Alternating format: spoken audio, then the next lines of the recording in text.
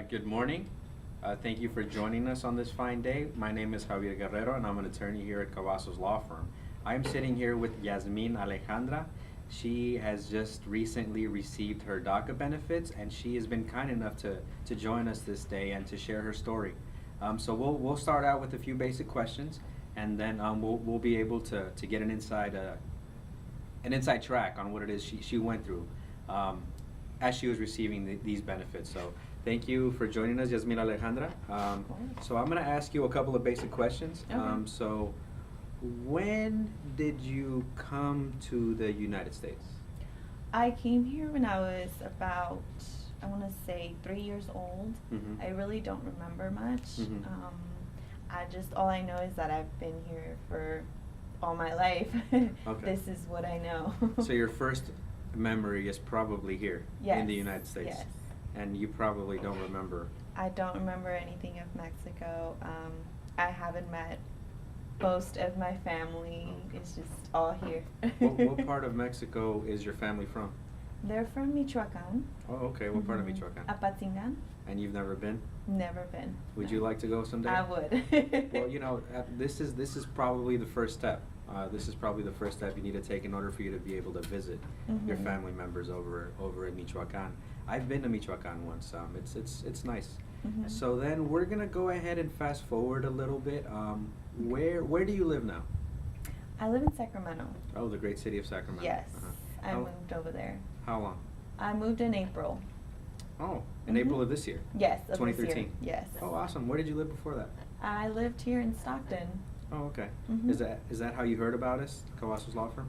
Actually, I'm not sure. It was my dad who heard of you. I don't know how he did it, but he did, and he's the one that started contacting everybody and started making sure that I was one of the first people that Mhm. got this. Mm-hmm.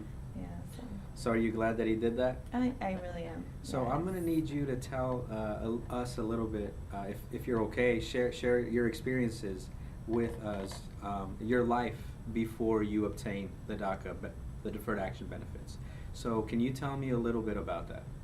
Well, when I was growing up, I didn't really see a difference just because, I mean, as a child and as a teenager, you really don't need much, from the world. I did, have my parents, they had their experiences, but I didn't really understand. It wasn't until I started growing up and I started seeing my friends, getting their permits and their driver license and starting work, and I was like, okay, it's okay, I'll get there one day.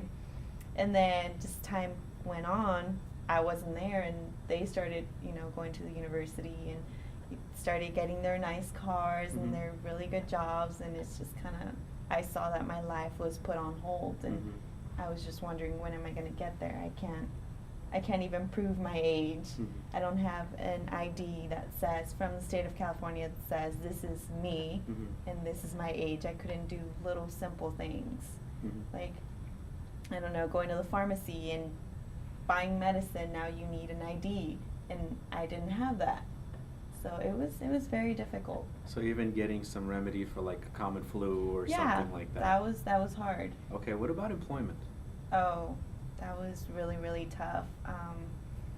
I did work, but it was difficult finding a job. The biggest memory that I have of that is one day, I was in Stockton and I was trying to look for a job, and I saw that there was this fast food restaurant. I don't know if I can say the name, so I'm not. Sure. Should I?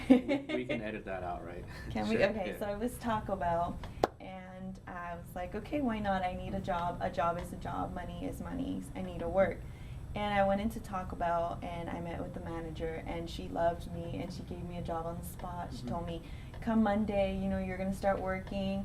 And then she called me an hour later, and she told me, she said, you can't work because your social security does not match your name. So Mhm. just go get that fixed, and then you can come to work. And of course I was nice, and I was like, yes, of course. But in my mind, I knew that was it. There's no more job. And she made it sound like it was easy, right? Yeah. Like, oh, go get that just fixed. go get that fixed, Yeah. and it should be fine. Yeah. So Yeah. I anticipate you experienced several moments like that. Several Yes. moments in your life. Yes, and Yeah. that's started to bring me down a lot. Yeah, and that's the unfortunate thing, because you came here, like you said, when you were 3 years old, so you were brought. You didn't really have a choice. Yeah. You didn't really have a choice, and that's what these protections, this program is all about. It's for students. It's for people that came here at a very, very young age, who came here because they were brought here. Against, not necessarily against their will, but they weren't really given a choice. And you know, this program is to open doors. That's the idea.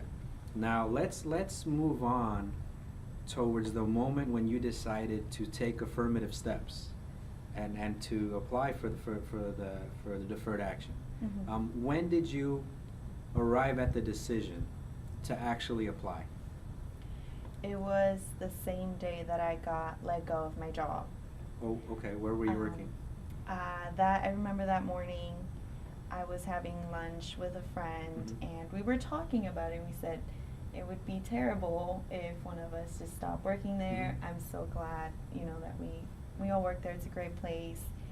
And then I remember getting a phone call, and it was my dad and then my mom, and they were telling me there's this whole DREAM Act going on, and they're gonna give, you know, students a visa, work visa, and a driver license, and you know, I'm gonna keep on top of that. We just saw it on the news.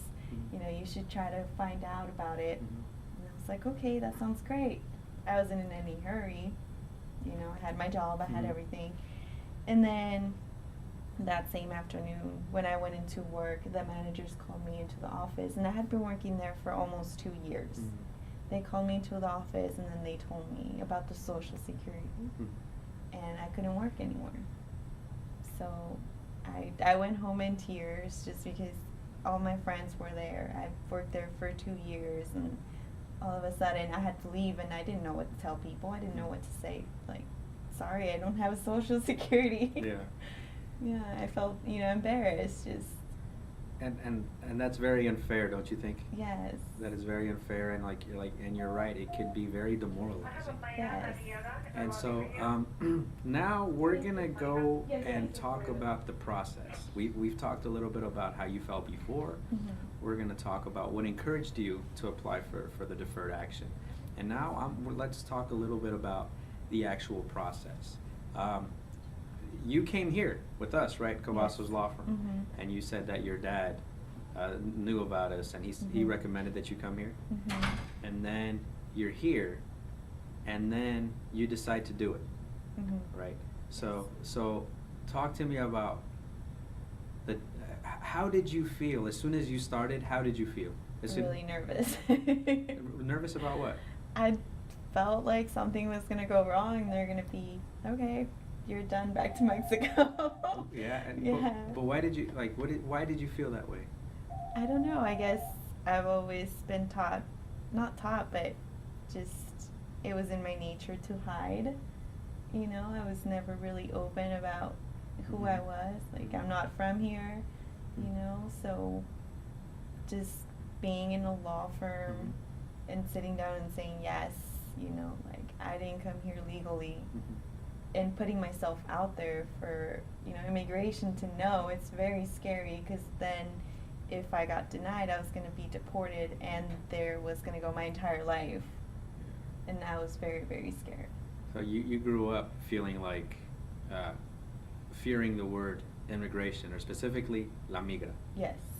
Okay. And so you're going through this process, and it's a detailed process. It's a long process, right? And you had to provide a lot of documentation, right? Yes. So then, how did you feel when your packet was presented to you, your DACA packet, for your review? And that exact moment when it was final and all it needed was your signature. Talk to me about the moments before you signed, how you felt and what you thought. I felt relieved. I was happy that it was all completed, but I was still very nervous, because then it was just real. It was done, and it was going to be sent, and all I had to do was wait. So that's the hard part, yeah, right? It's the That's waiting the hard process, part, yeah. yes. Okay, so you sign it, and the package is gone.